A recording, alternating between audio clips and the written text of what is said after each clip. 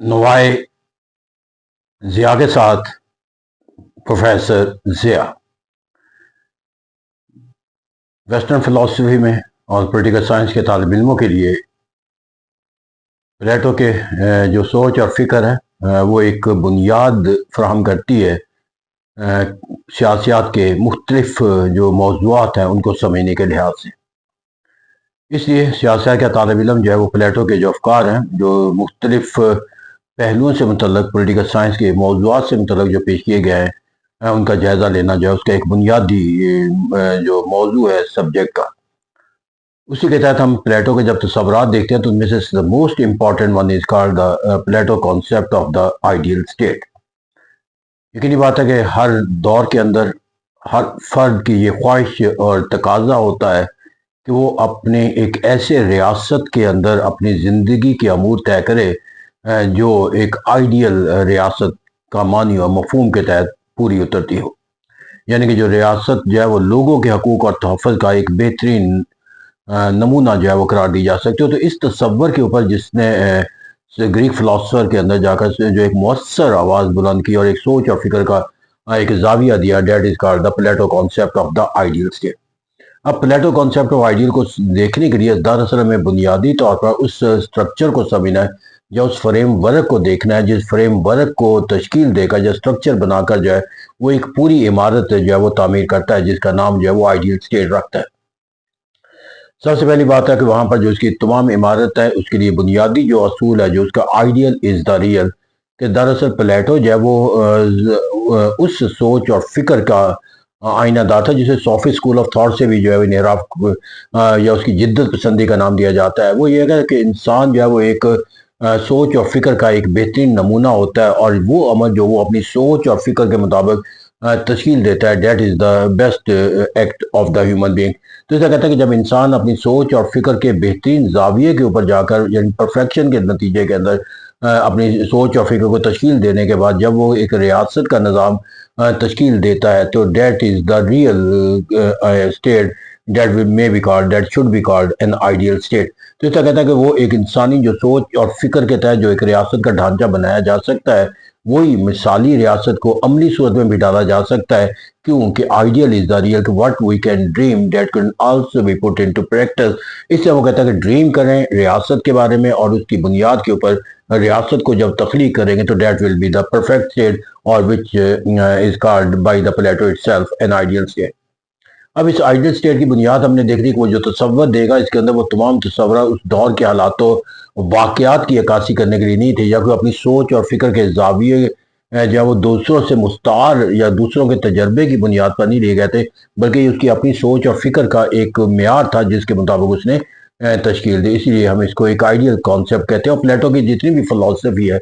That is called the philosophy of the आइडियलिज़्म। तो इस आइडियलिज़्म के मुताबिक उसने तसव्वुर बना दिया कि वो जो रियासत का तसव्वुर दे रहा है वो उसके अहद के तकाज़ों के मुताबिक या उसके मुशाहिदे और तजर्बे की बुनियाद पर तश्कील नहीं है, बल्कि इंसानी सोच की जो फ़िक्र की मेमार है उसकी बुनियाद पर इसको तश्कील दे रहा है। फिर वहाँ पर जाकर जो इसकी बुनियाद के लिए वो एक कदम और इसके लिए रखता है, वो ये है कि स्ट्रक्चर के अंदर कि रियासत की आबादी जो है उसके नज़दीक जो है वो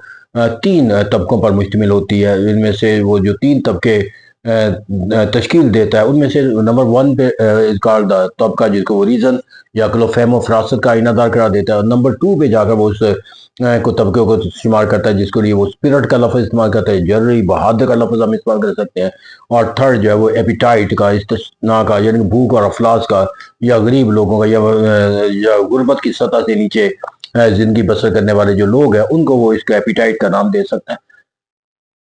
इसका कहता है कि वो कहता है कि एक रियासत के लिए जो बुनियादी ये है कि रियासत के अंदर ये 3 तबके होना ज़रूरी है और ये 3 तबके जो है वो इस तरह होने चाहिए कि जो तबका जिस सलाहियत से मालामाल है वो उसी सलाहियत के तहत अपनी सरगर्मियाँ जो है वो सर अंजाम दें, यानी कि वो आइडियलिस्ट तसव्वुर के मुताबिक कि मुल्क का नज़्म व नस्क चलाने के लिए जो सबसे ज़्यादा ताकत जिस चीज़ की जिस सलाहियत की ज़रूरत होती है वो अक्ल व दानिश फ़हम व फ़रासत है। इस तरह जो रीज़न रखने वाला वो हुकूमत का नज़्म व नस्क चलाओ, जब मुल्क का दुश्मनों के खिलाफ मुकाबला हो या मुल्क के अंदर अंदरूनी हालातों वाक़यात का मुकाबला करना, नज़्म व नस्क को बरकरार रखना हो, तो वहाँ पर आपको जो है वो एक बहादुरी और स्पिरिट की ज़रूरत है जो जंग व जदल का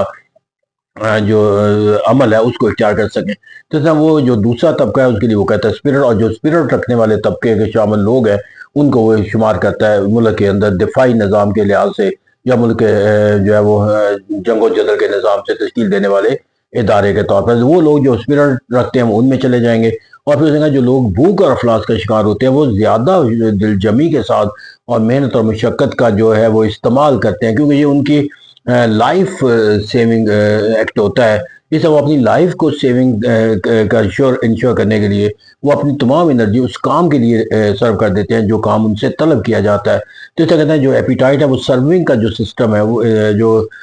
روزمرہ کے معاملات ہیں، کاشتکاری ہوگی یا مزدوری ہوگی، وہ زیادہ آسان طریقے سے سر انجام. اس سے کہتے ہیں وہ دوسرا جو کانسیپٹ دیتا ہے ریاست کی تشکیل کے اندر کہ فرض کہ that should be based on the ideal. Number 2 کہ اس کی پاپولیشن یا 3 طبقوں پر مشتمل ہونا چاہیے. پھر وہ یہاں پر جا کر جو ایک اور تصور دیتا ہے وہ ہے کہ ریاست کے اندر جو ہے وہ رول آف فلسفی کا ہونا چاہیے، یعنی کہ وہاں پر جو ہے وہ کسی جو گریک ایک مائتھولوجی کے تحت جو ایک سٹوریز تھی اور میتھس تھی ان کی بنیاد پہ نہیں ہونا چاہیے، بلکہ جو اس کی بنیاد وہ کہتا ہے رول آف دا فلسفی ہونا چاہیے. اب اس کے لیے وہ ایک مکمل نظام تعلیم وضع کرتا ہے جس کے اندر ابتدائی اسٹیج کے اندر انسانی جسم کی عقل و دانش کی فہم و فراست کے لیے اسے موضوع بنانا، پھر اس کے اندر جو ہے وہ سیکنڈ فیز کے اندر جا کر ریاست کے امور کو چلانے کے حوالے سے مختلف جو علوم کی ضرورت پڑتی ہے اس سے متعلق اس کو دست دینا، اور بالآخر جو ہے اس کے اندر وہ فلسفی اور ریزنان جو براہ راست ملک کا نظم و نسق چلانے کے لیے جس کی ضرورت ہوتی ہے. تو اس سے کہتا ہے وہ شخص جو اس مراحل سے کامیابی سے گزر جائے، یعنی کہ وہ تینوں مراحل کو کامیابی سے گزر جائے، دیٹ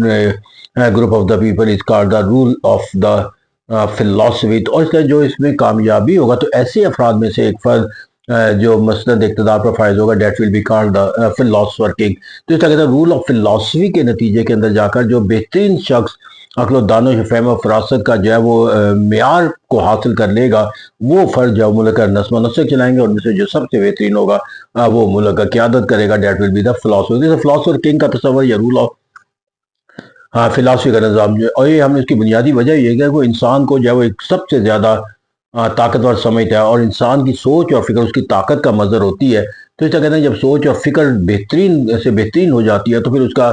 ملک کا نظم و نسق چلانے کا اختیار بھی اسے کو حاصل ہو جاتا ہے. پھر یہاں پر جا کر ہمیں اس کے جو ایک اور تصور پلیٹو کے آئیڈیل اسٹیٹ کو سمجھنے کے لیے ناگزیر تصور کیا جاتا ہے، that is called the Plato concept of the communism. اگرچہ جدید دور کے اندر بھی کمیونزم کارل مارکس کے تصورات کی بنیاد پہ پیش کیا جاتا ہے، جس طرح ہم روس کے اندر ایک ریولوشنری انقلاب کو کمیونسٹ انقلاب کا نام دیتے ہیں. وہاں پر جا کر جو ابتدائی طور پر جو کمیونسٹ کا تصور ہے وہ ہمیں پلیٹو کی سوچ اور فکر کے اندر اس طرح نظر آتا ہے کہ that is essential element of the that state which he called the in ideal state, کہ اس کے اندر اگر یہ نظام نہیں وضع کیا جائے گا تو آئیڈیل سے. اب یہ کمیونزم آف جو پلیٹو ہے بنیادی طور پر وہ انسان کی جبلت جو باشعور اور صلاحیت کے آئینہ دار ہوتی ہے، اس کے اندر جو ہے وہ دیمک کی طرح اس کے نزدیک جو چاٹنے والا ممبر ہے وہ آپ کی فیملی کی کمٹمنٹ ہے یا آپ کی ویلتھ کی جو ڈیزائر ہے. تو اسے وہ کہتا ہے کہ یہ جو دونوں جبلتیں جو ہے وہ اگر ختم کر دی جائیں کسی فرد کے اندر تو پھر اس کے اندر کوئی ایسا ایکسٹرنل ایلیمنٹ نہیں رہتا جو فرد کے سوچ اور فکر کے اوپر جو ہے وہ اپنے منفی اثرات پیدا کر کے اس کی سوچ اور فکر کو جو ہے وہ پراگندہ کر دے یا منفی کر دے یا اس کے جو مثبت پہلو ہے اس کو کمزور بنا دے. تو اس سے کہتا ہے وہ اس کے لیے وہ دو پہلا کہتا ہے کہ انسانی جبلت کو کمزور کرنے والی جو دو قوتیں ہیں ویلتھ ہے اور فیملی ہے، اور لہٰذا وہ ان دونوں کے لیے لفظ جو استعمال کرتا ہے کہ کمیونزم کا لفظ استعمال کرتا ہے کمیونزم آف پراپرٹی اور کمیونزم آف ویلتھ، یعنی کہ یہ وہ دونوں چیزیں ہیں جو اس طبقے کو حاصل اس ادا کیا جائے گا کہ جو ملک کا نظم و نسق چلائے گا، یعنی کہ جو ملک کا دانشور طبقہ ہے جو ملک کا نظم و نسق چلانا ہے، وہاں پر ہمیں کسی طرح کی کوئی ایسی علت کی ضرورت جو ہے وہ مداخلت کو روکنا ہے جس کے نتیجے کے اندر وہ اس کی سوچ اور فکر جو ہے وہ اپنی طاقت سے کسی نہ طرح جو ہے وہ داغدار ہوتی ہوئی نظر آئے. تو کہتا ہے کہ دولت اور فیملی یہ انسان کو مجبور کرتی ہے کہ وہ اپنے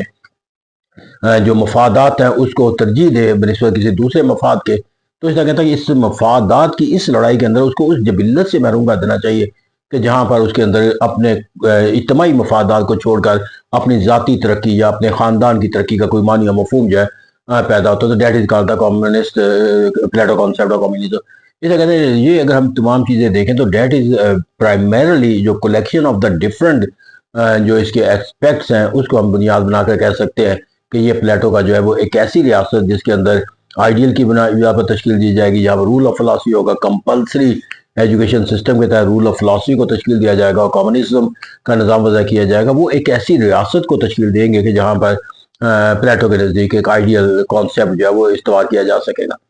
اب یقینی بات ہے کہ جب ہم کسی تصور کو دیکھتے ہیں، اس کے پہلوؤں کو دیکھتے ہیں، تو وہاں پر جا کر اس کے تنقیدی جائزہ بھی لیتے ہیں، اور پلیٹو کا جو بھی کانسیپٹ ہوتا ہے، سب سے پہلا جو اس کے ایک کرٹیسزم کا پہلو بن جاتا ہے وہ یہ ہے کہ آئیڈیل کا وہ کھلاڑی ہے، وہ آئیڈیلزم کے جو ہے وہ نشو و نما کا آئینہ دار ہے۔ تو اس طرح جو آپ آئیڈیل تصورات ہوتے ہیں وہ حالات و واقعات سے مطابقت نہیں رہتے۔ یہی وجہ ہے کہ پلیٹو کی جتنی بھی فلسفی ہے وہ قابل تحسین تو قرار دیتی ہے، لیکن قابل عمل قرار نہیں دی جاتی، نہ اس پر پہلے کبھی عمل کیا گیا، نہ آج اس کی کوئی صورتحال قائم، نہ آئندہ کبھی اس کے تصور کے تحت جو ہے وہ آئیڈیل ریاست کا کوئی کانسیپٹ جو ہے وہ قائم کیا جا سکتا ہے۔ پھر اس طرح جو رول آف فلاسفی کے اندر وہ جو ایک تصور دیتا ہے، ریزن، اسپرٹ اینڈ ایپیٹائٹ،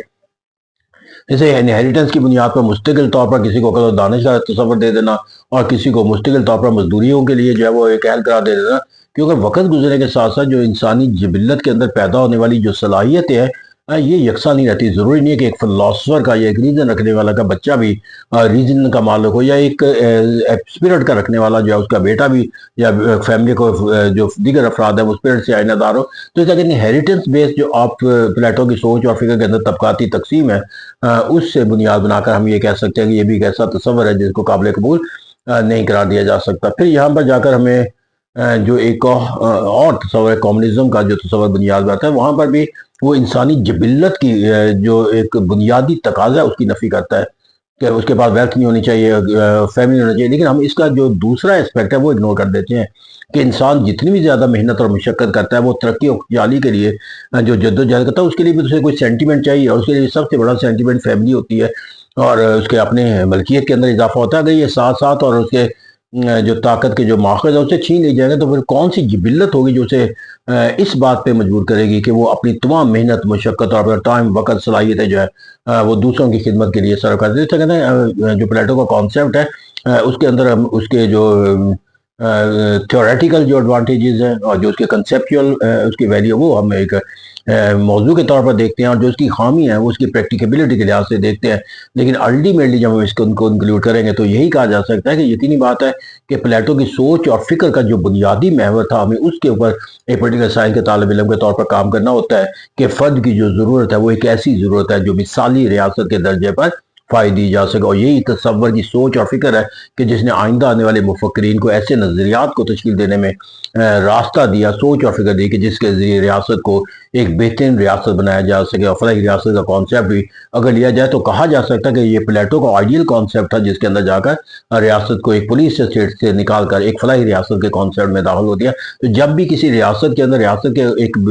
لوگوں کے لیے زیادہ طاقتور، زیادہ مثبت بنانے کی کوئی سوچ اور فکر پیدا ہوگی، تو obviously one can say that it has its root in the Plato philosophy, the philosophy of the ideal state. Thank you very much.